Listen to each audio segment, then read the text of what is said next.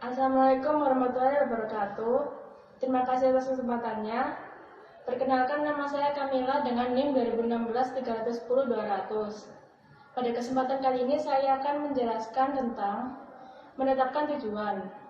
Menetapkan tujuan merupakan salah satu cara yang efektif untuk menstimulasikan motivasi. Penetapan tujuan.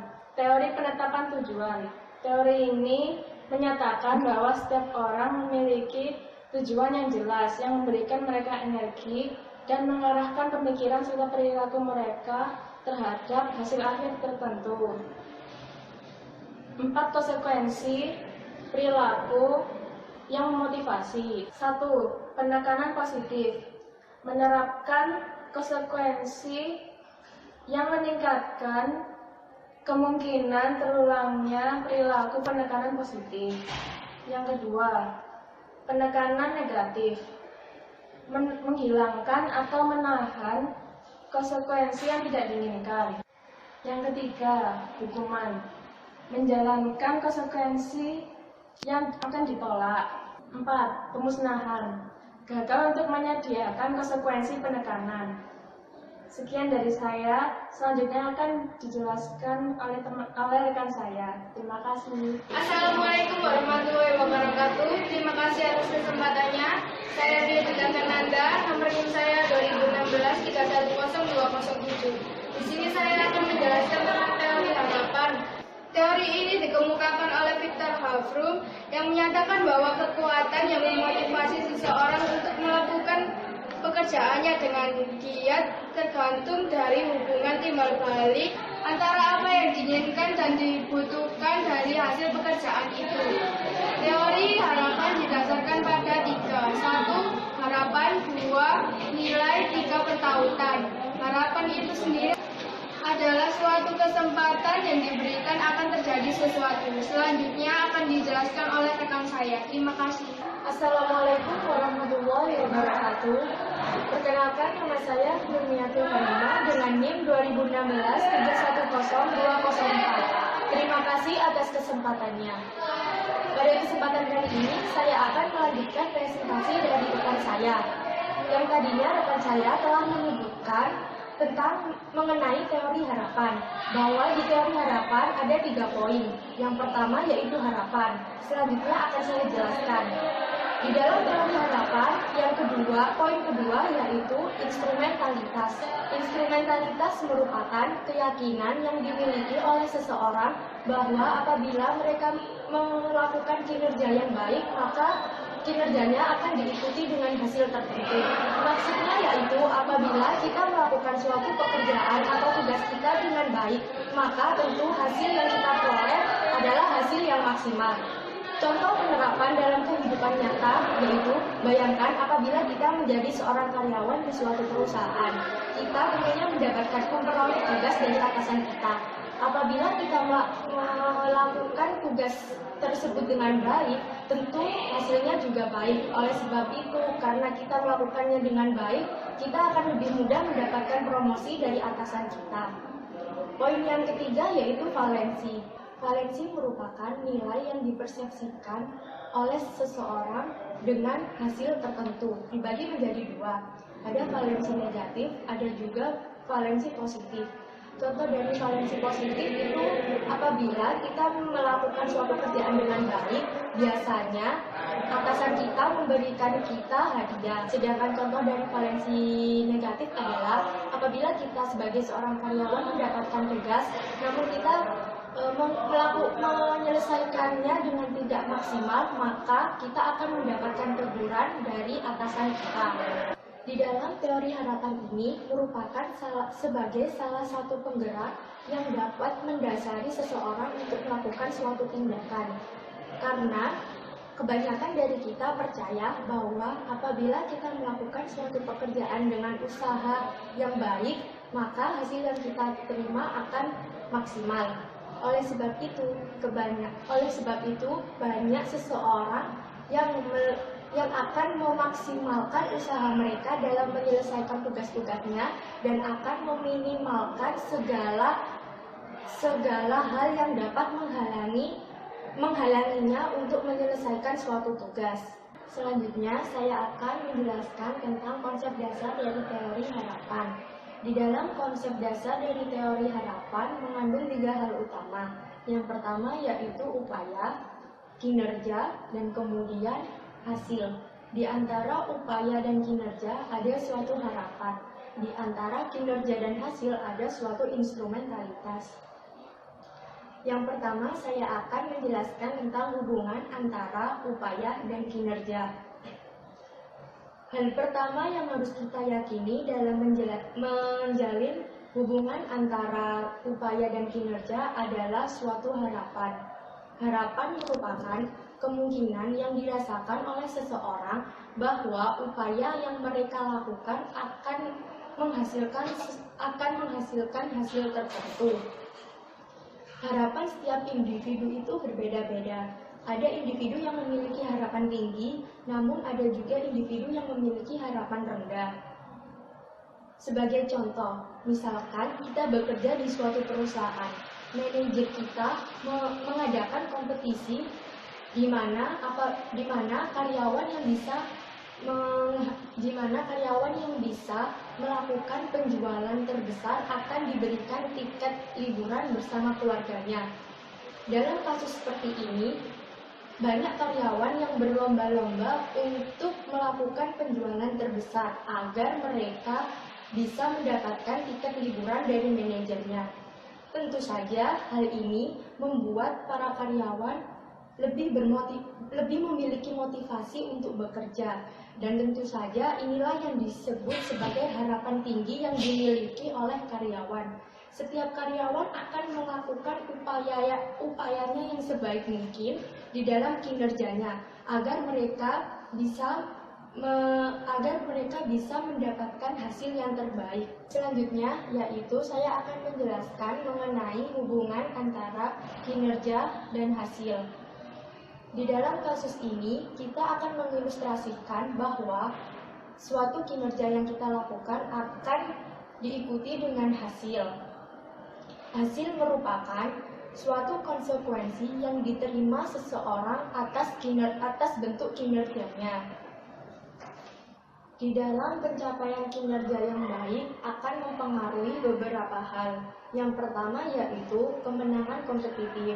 Yang kedua, perasaan pencapaian. Tentu saja apabila kita berhasil mendapatkan target, contoh dari target penjualan yang besar tadi, tentu perasaan kita menjadi senang karena kita bisa melakukan tugas kita dengan baik. Dan yang ketiga yaitu pengakuan dari pimpinan. Assalamualaikum warahmatullahi wabarakatuh. Terima kasih atas kesempatannya. Perkenalkan, nama saya Velia Fadiola dengan NIM 2016 310198. Di sini saya akan menjelaskan tentang hierarki kebutuhan Maslow. Hierarki kebutuhan Maslow adalah suatu konsep kebutuhan manusia dan menggolongkan kebutuhan tersebut dalam hierarki yang terdiri atas 5 tipe. Hierarki kebutuhan Maslow mengilustrasikan bahwa manusia memenuhi kebutuhan mereka dalam urutan yang spesifik dari bawah ke atas. Piramida tersebut menggambarkan bagaimana tingkat kebutuhan dari setiap individu. Yang pertama ada fisiologis. Fisiologis adalah kebutuhan paling mendasar yang terdiri dari makanan, air, seks, dan perlindungan. Kebutuhan paling dasar ini berhubungan pada fisik manusia. Yang kedua adalah keselamatan atau keamanan. Keselamatan meliputi perlindungan diri dari ancaman dan rasa kehilangan. Menurut Maslow, orang yang tidak merasa aman akan memiliki tingkah laku yang berbeda dari biasanya. Orang tersebut otomatis akan mencari kestabilan dan menghindari keadaan asing atau yang tidak diharapkan. Yang kedua ada keselamatan. Keselamatan meliputi perlindungan diri dari ancaman dan rasa kehilangan. Menurut Maslow, yang tidak merasa aman akan memiliki tingkah laku yang berbeda dari biasanya. Orang tersebut otomatis akan mencari kestabilan dan menghindari keadaan yang tidak diharapkan. Yang ketiga ada sosial. Sosial meliputi persahabatan, pengaruh, rasa cinta, dan rasa memiliki. Yang keempat ada ego. Ego meliputi kemandirian, kebebasan, harga diri, pencapaian, status, dan kebebasan. Yang kelima ada aktualisasi. Aktualisasi meliputi menyadari potensi penuh diri dan menjadi seseorang yang bisa melakukan pencapaian. Yang kelima ada aktualisasi diri. Aktualisasi diri menurut Maslow, kebutuhan ini merupakan kebutuhan yang dimiliki manusia untuk melibatkan diri sendiri untuk menjadi apa yang diinginkan dengan keinginan berdasarkan kemampuan diri. Assalamualaikum warahmatullahi wabarakatuh. Terima kasih atas kesempatannya. Nama saya Eta Udanawati dengan nomor NIM 2016-310199. Di sini saya akan menjelaskan teori ERG Alpender. Teori ERG Alpender adalah teori kebutuhan yang mendalilkan bahwa setiap manusia memiliki 3 kebutuhan dasar yang bisa beroperasi secara bersamaan. Teori-teori itu adalah teori perkembangan, teori keberadaan, dan teori keterhubungan. Teori keterhubungan adalah teori yang menghubungkan antara individu satu dan individu lain melalui pemikiran dan perasaan secara mutual.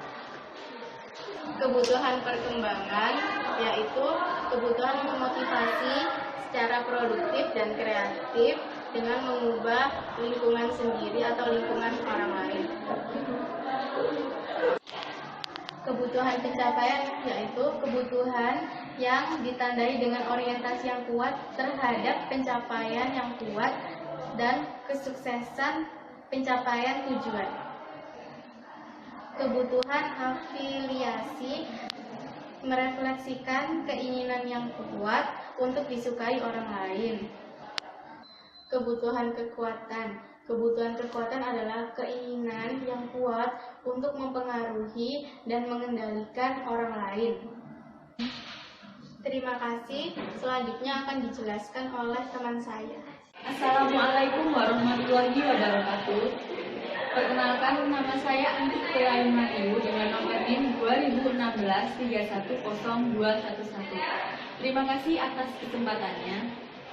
Di sini saya akan melanjutkan presentasi dari rekan saya, yaitu tentang rotasi, perluasan, dan pengayaan kerja. Rotasi kerja adalah perbedaan dari tugas ke tugas lain untuk menghilangkan kebosanan. Kemudian, perluasan kerja, yaitu memberikan tugas tambahan kepada karyawan pada saat yang sama untuk menghilangkan kebosanan. Pengayaan kerja adalah merubah tugas agar lebih memberikan penghargaan, motivasi, dan kepuasan. Hal ini termasuk bukan hanya menambah tugas yang lebih, tetapi tingkat yang lebih tinggi. Selanjutnya, saya akan menerangkan tentang rancangan model rancangan kerja Heckman dan Order. Di sini ada dimensi kerja inti. Dimensi kerja inti yaitu karakteristik yang membuat pekerjaan lebih motivasional. Ada 5 dimensi kerja inti, yaitu yang pertama variasi keterampilan, identitas tugas, ketiga signifikansi tugas, otonomi, dan umpan balik. Variasi keterampilan yaitu aktivitas kerja yang berbeda yang menyangkut beberapa bakat dan kecakapan. Identitas tugas yaitu penyelesaian keseluruhan bagian kerja yang bisa diidentifikasi.